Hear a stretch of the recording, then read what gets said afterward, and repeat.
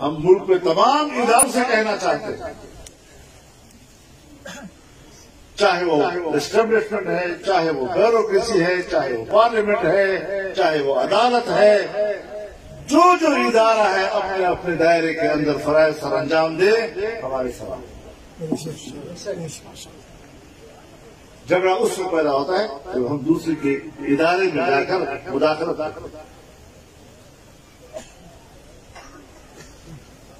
مجھ سے تو کسی سیاسی جماعت کے حوالے سے بھی کہا جاتا ہے کہ اس سیاسی جماعت میں یہ ہو رہا ہے، یہ ہو رہا ہے، اس نے یہ کہہ دیا، اس نے یہ کہہ دیا، تو میں اس کے جواب میں بھی کہتا ہوں یہ ان کا داخلے تھا، کسی دوسری پارٹی کی معنوں میں کیوں رہا. تب جا کر ہم ایک صحیح معنوں میں ایک مضبوط مستحکم ملک پر آ سکتے.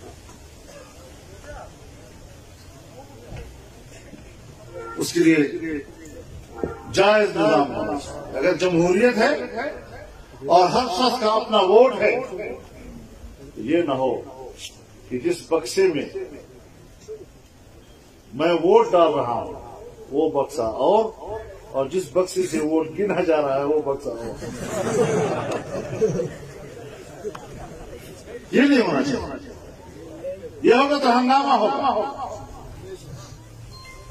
اس بنیاد پر حکمران آئے گا تو میں آپ ہزار اس کی حفاظت کرے، میں اس کو ڈبلیو حکمران.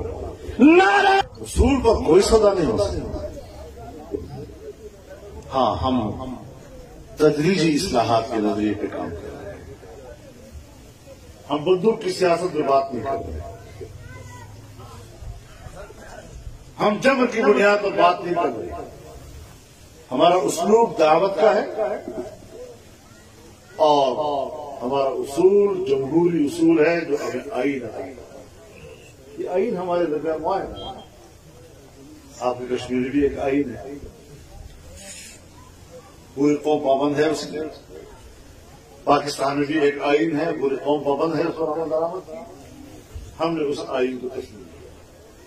ہاں، جہاں ہمیں اختلاف ہے اور ہم چاہتے ہیں کہ تبدیل ہو، اس کے لیے پارلیمنٹ اور مساوی ادارے کو دیں.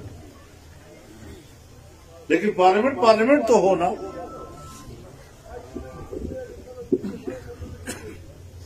اب اگر دھاندلیوں سے آئے ہوئے ممبران سے بھر دیا جائے، ہم تو اس کا قانون سازی کو بھی تسلیم نہیں کرتے.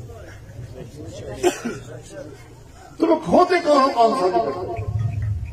تم ہوتے کون ہو آئین میں ترمیم کرتے ہو؟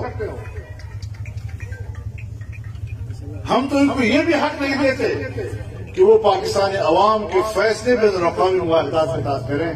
جتنے بھی بین الاقوامی معاہدات ہیں ہم واضح طور پر کہتے ہیں کہ اگر ہماری حکومت کراتی ہے ہم ان معاہدات سے پابند نہیں ہوں گے.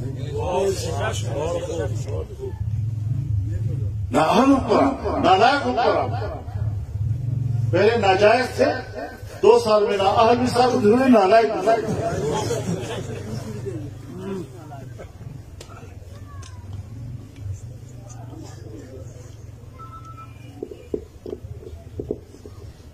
تو ناجائز تو اولاد ہو، لوگ اس اولاد کو بھی تسلیم نہیں کرتے.